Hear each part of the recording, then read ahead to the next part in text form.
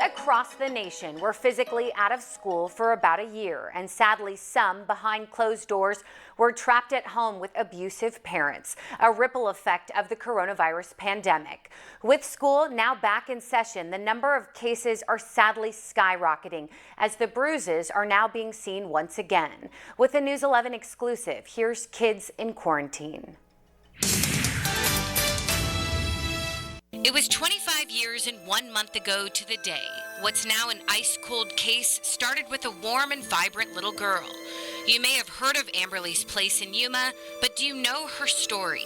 Amberly Mendoza, just 10 years old back in 1996, was raped and killed while sleeping in her own bedroom. We were very naive, we were very trusting, and we looked at the world in a very innocent way, and really there was danger lurking around. There was evil and wickedness watching us. Her sister Jordan has had years now to think about what may have happened. We were little and we were all best friends.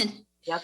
Our world was turned upside down in one night. She tells me their parents had just gotten divorced. They were in a new Yuma neighborhood and sometimes kept their windows open. We were a new family, that my mom was a single parent and that she had a lot of kids.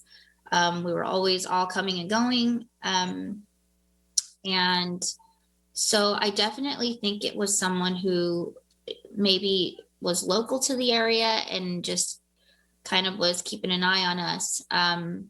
Because the timing of everything, you know, we did have a very large dog. I think we've mentioned that in other interviews, who would bark at the sound of a bird singing, like it, you know, and it just is crazy that I want to say the next day, if not a couple days after we got rid of this dog, the event happened. And so, you know, they were watching, they knew, and there were, to me, that's who I think it could have been, somebody local in that area, just kind of keeping an eye on us and seeing, because he knew which bedroom to go into also. Police do have DNA from the scene, but have now gone decades without a match or justice. I don't think we can lose faith that it will be solved. I know that it will be solved. I just don't know when it's going to be solved. This is Diane Umfris. She is the executive director of Amberly's Place and was so moved by Amberly's story, she named the Family Advocacy Center after this young victim of abuse and has helped thousands since. We have had over 50,000 people come through Amberly's Place. And I think that sweet little girl's picture, it opens up people's hearts that maybe had the wrong misconception when it comes to victims and what type of people are victims of these crimes. I think it has helped victims who come through here feel much more comfortable seeing that sweet face. But for a year now, some of those stories have remained silent. Teachers are really the unsung heroes and are often the ones to report abuse. But as COVID forced us behind closed doors, horrific things were happening to some. An unintended consequence of all those closures forced our kids to be home with their abusers and have no way out. Yet another downside to COVID, fewer people are speaking up. When law enforcement brings it in, it's come to the felony stage now. It's come to the stage that everybody is noticing this stuff. And so we're wanting it to be the first time you see a child get slapped, the first time you suspect something, call it in then so we can prevent the future abuse. But as a society, I don't know. It seems like our masks have almost given us a reason to not look at people. Data during the pandemic actually shows there's been a decrease in child abuse, but Umfris says it's only because they're going unreported. I think cases will be higher, but I also expect the abuse to be much more severe. COVID, no doubt, has been stressful on everyone, but sadly, some take their stress out on their children. People are trapped at home. And so I can hit you as much as I want to, and nobody's going to see it because you're not going to school the next day. I don't have to worry about it. We're just right here. And so it's isolated it more, and it's isolated our children more. So it's made it easier for those that have those tendencies. But now with kids back in class, some of the abuse is coming to light. School started up again.